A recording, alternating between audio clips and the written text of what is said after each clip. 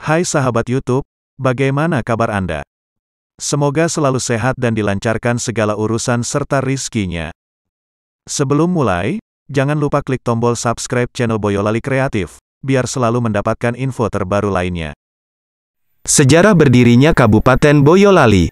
Asal mula nama Boyolali, menurut cerita Serat Babat Pengging Serat Mataram, nama Boyolali tak disebutkan. Demikian juga pada masa Kerajaan Demak Bintoro maupun Kerajaan Pengging, nama Boyolali belum dikenal. Menurut legenda, nama Boyolali berhubungan dengan cerita Ki Ageng Pandan Arang, Bupati Semarang pada abad 16.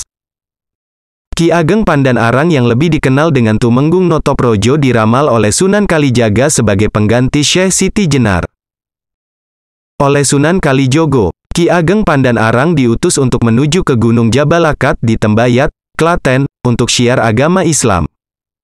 Dalam perjalanannya dari Semarang menuju Tembayat, Ki Ageng banyak menemui rintangan dan batu sandungan sebagai ujian.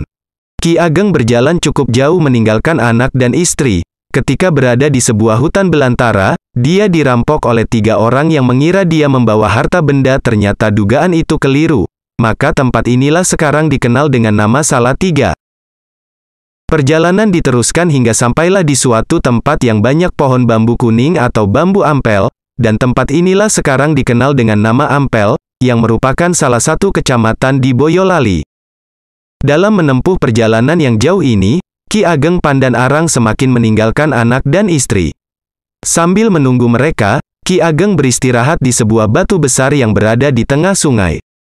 Dalam istirahatnya Ki Ageng berucap, "Baya wis lali wong iki," yang dalam bahasa Indonesia artinya, "Sudah lupakah orang ini?" Dari kata, "Baya wis lali," maka jadilah nama Boyolali. Batu besar yang berada di Kali Pepe yang membelah kota Boyolali mungkin. Mungkinkah ini tempat beristirahat Ki Ageng Pandan Arang? Mungkin tak ada yang bisa menjawab dan sampai sekarang pun belum pernah ada meneliti tentang keberadaan batu ini. Demikian juga sebuah batu besar yang berada di depan Pasar Sunggingan Boyolali. Konon menurut masyarakat setempat, batu ini dulu adalah tempat untuk beristirahat Nyi Ageng Pandan Arang.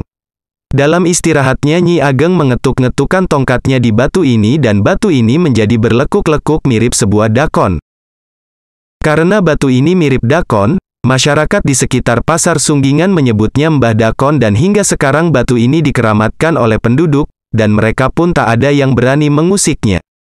Kabupaten Boyolali terkenal dengan usaha pengembangan sapi perah dan penggemukan sapi. Jarak dari Kabupaten Boyolali adalah 13 km ke arah barat. Jalan ke Cepogo menanjak karena topografinya merupakan pegunungan. Hal ini menyebabkan iklim yang dingin sehingga memungkinkan pemeliharaan sapi perah. Cepogo ditetapkan menjadi lokasi agrowisata sapi perah.